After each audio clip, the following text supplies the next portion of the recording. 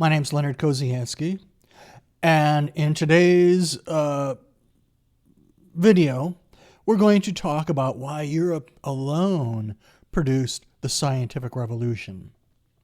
But before we do that, if you wouldn't mind, hit the subscribe button, the like button, leave a comment. All that helps me to make more of these in the future. But what I'm going to do today is I'm going to talk about the scientific revolution and what made it possible, and I'm going to illustrate that with examples of art, primarily Renaissance art, but also some other examples as well. So let's get started here. Now, why did science emerge in Europe and not in China, the Islamic world, or ancient India? Civilizations that were often far more technologically advanced for centuries. That question has puzzled historians for generations. Today, we're going to explore one controversial but intellectually ambitious answer about why Europe alone produced the scientific revolution. The answer isn't just about technology, economics, or institutions, but about how Europeans understood reality itself. And to make that argument tangible, we're not just going to look at philosophy or theology, but we're going to look at art, like I said, Renaissance art in particular, because long before Europeans formulated scientific laws, they were already seeing the world differently. And we can see that here in this painting by Leonardo da Vinci of the Mona Lisa. Now, what makes science possible? Well, modern science depends on the assumption that the universe is orderly, rational, and governed by consistent laws. That might sound obvious to us today, but historically it wasn't. For science to exist in its modern sense, people must believe several things. First, that nature behaves consistently. And we can see that illustrated here in this photograph by Edward Maybridge of a horse running. And that the universe is intelligible to the human mind. And we can see that illustrated in this painting by Thomas Eakins of the Gross Clinic. And that observation and reason can uncover universal truths, often by experimentation. And here's a painting of an experiment taking place by the artist Joseph Wright. And that knowledge can accumulate over time and be assembled in libraries. Now, these assumptions were not culturally universal. Many great civilizations produced brilliant technologies, astronomy, medicine, engineering, like in Egypt with the pyramids and the Sphinx. But they did not produce the systematic search for universal physical laws that defined the scientific revolution. Europe developed this mindset because of a particular metaphysical worldview that was rooted in Christian monotheism. Christianity offered a radical idea that the universe was created by a single rational God at a specific moment in time, and it operates according to divine order. And we can see that implied here in this mural, this fresco by Michelangelo from the Sistine ceiling of God creating Adam. Now, this idea carries enormous implications. If the universe is created rather than eternal, then free will matters. The future is not predetermined. We create the future with our choices. And the laws of nature help to create and structure the natural world around us. And we can see that here in this photograph of a galaxy. Notice the structure of that galaxy. It follows that rational principles rather than arbitrary divine whims are what structure nature. Then nature becomes something that can be studied, measured, and understood. And nature isn't sacred in and of itself, but it is lawful. And notice we have these weather stations. Here's a photograph of a weather station. We measure nature. We record our observations. And over time, we begin to understand nature and what nature will do. And that's why we observe the weather and record the weather. Now, this worldview contrasts very sharply with civilizations that saw time as cyclical and reality as an illusion, or the cosmos was governed by these impersonal forces or these crazy personalities rather than by rational laws. And that's illustrated here in this bronze sculpture of Shiva from the 11th century in India. Now, this shift in worldview doesn't first appear in laboratories. It appears visually, on walls, ceilings, and canvases, in art. Now consider this. Consider Masaccio's Holy Trinity. And it's a fresco that was painted around 1428 in Florence. At first glance, it's a religious fresco, but structurally it's revolutionary. Masaccio is using linear perspective, a mathematically precise system that organizes space around a single vanishing point. Every architectural line converges towards a rational center. The world is no longer chaos. The world is governed by geometric principles. Now, this wasn't just an artistic technique. It represented a new way of seeing reality itself. Space is coherent rather than chaotic. Geometry governs perception. And the world is structured in ways that the human mind can grasp. And it's more universal. Now here we see that illustrated by Paolo Uccello in his perspective drawing of a chalice, using rational, geometric principles. Now that same assumption that reality obeys consistent discoverable rules lies at the heart of modern science and Renaissance art. In other words, Europeans learned to see like scientists before they learned to think like scientists. So it was the art that preceded the science. The Renaissance revived classical learning, but it did something new with it. Now, Greek philosophy emphasized reason, and we can see that here in this statue of the spear bearer. Now, this is a Roman copy. This is a Roman marble copy of a Greek bronze original that's now lost. But the Roman copies were so good that we get a real good sense of what that statue was like. Now, Renaissance thinkers combined reason with Christian theology, and they created a culture where intellectual inquiry became a form of reverence rather than rebellion. Now we see that illustrated here in Leonardo's painting of the Annunciation. Notice how geometrically precise that architecture is.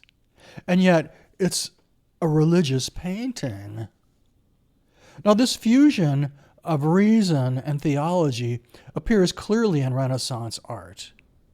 And let's take a look at Leonardo da Vinci's drawing of the Vitruvian Man, this famous drawing. Now, it's not merely an anatomical drawing, it's a philosophical statement. Leonardo inscribes the human body into a circle and a square, two perfect geometric forms.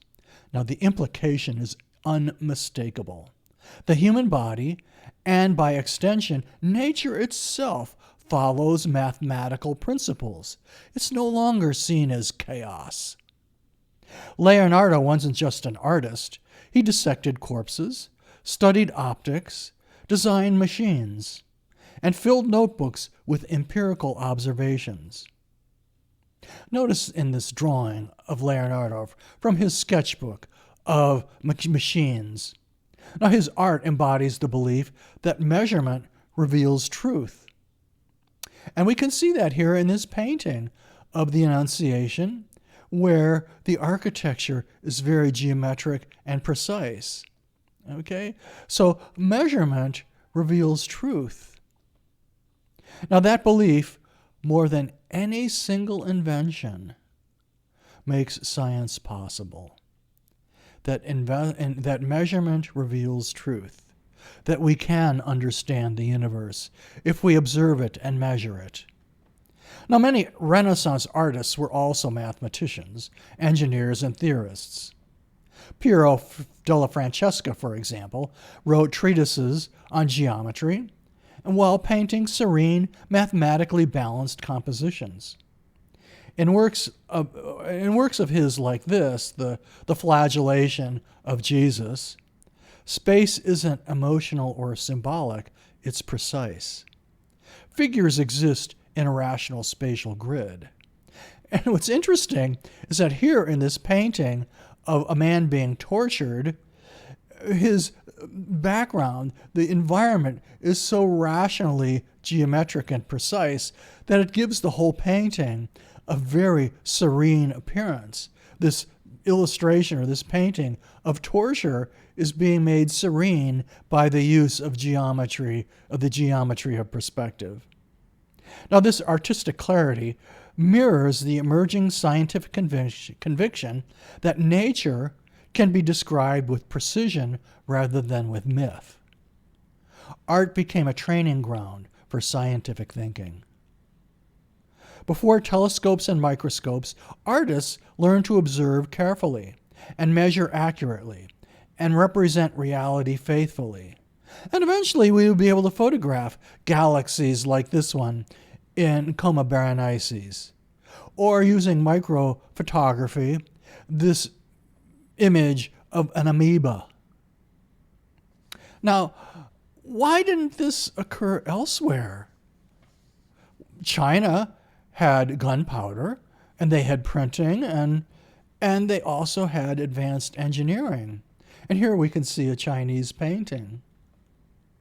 And the Islamic world produced, preserved, and expanded Greek science. And we can see here an Islamic painting, a Persian miniature. And India developed sophisticated mathematics. And here's an example of Indian art. So why didn't modern science emerge there?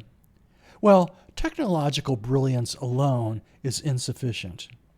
What was missing was a worldview that insisted that nature obeyed universal, discoverable laws, and that human reason was meant to uncover them, and that by exploring nature scientifically, we could discover the existence of God. Now, in some cultures, nature was seen as cyclical, mystical, and ultimately unknowable. So why bother to explore it or in its laws? In others, religious orthodoxy discouraged speculative natural philosophy. The science was contradictory to nature or to the religion. Now, Europe, by contrast, developed universities where theology, philosophy, and natural inquiry coexisted. And sometimes they clashed, but productively. Now here, as an illustration, here is Uccello's Battle of San Romano, talking about conflict. And yet, notice how serene this painting is because it's based so much on the geometry of perspective. Also, this is the same perspective that he used when he created his drawing of the chalice. Now, conflict, paradoxically, became a catalyst for progress. In other words, conflict didn't stifle the truth. Debate didn't stifle the truth. Debate revealed the truth. By having one side debate another, we would come to see what the truth was, and the truth would emerge from debate. Now, what is striking is how smoothly Renaissance visual culture transitions into scientific revolution.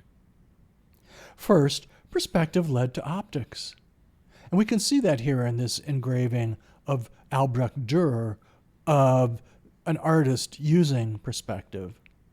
Anatomy led to biology and to medicine. And we see that here in Leonardo da Vinci's anatomy drawing of the human anatomy. And architectural proportion led to mechanics. And we see that illustrated here in this perspective drawing. Galileo himself was trained in Renaissance drawing techniques. His astronomical sketches rely on careful observation and proportion, skills that were cultivated by artists. The scientific revolution didn't reject art, it inherited its methods. Now, many historians will argue that economics, colonial expansion, and printing technology and political fragmentation were equally decisive. Others point out that science has always been a global enterprise, drawing on non-European knowledge, and those critiques matter. But what Renaissance art vividly confirms is that our worldview shapes what questions people think are worth asking. And, I illustrate that here with Dürer's engraving of St. Jerome in his study. Europe didn't just invent tools, it invented expectations about reality. And we see that illustrated here in Albrecht Dürer's engraving of Melancholia. Now, when we look at Renaissance art, we're not just seeing beautiful images. We're seeing a civilization rehearsing a new relationship with the world. And we can see that here in Leonardo's painting of the Madonna of the Rocks. It was a world that could be measured, mapped, and understood. And that shift from mystery to method made modern science conceivable. Scientific revolutions don't begin in laboratories. They begin in the imagination. And in Renaissance Europe, that imagination learned to see the universe as a rational, ordered, intelligible whole. One brushstroke, one diagram, and one equation at a time. Thank you for watching this video and listening to me discuss Europe and the scientific revolution. If you wouldn't mind, subscribe, like, leave a comment. They all help. Thank you for watching this video. If you like this video, be sure to subscribe, like, and share. And don't forget to ring the bell.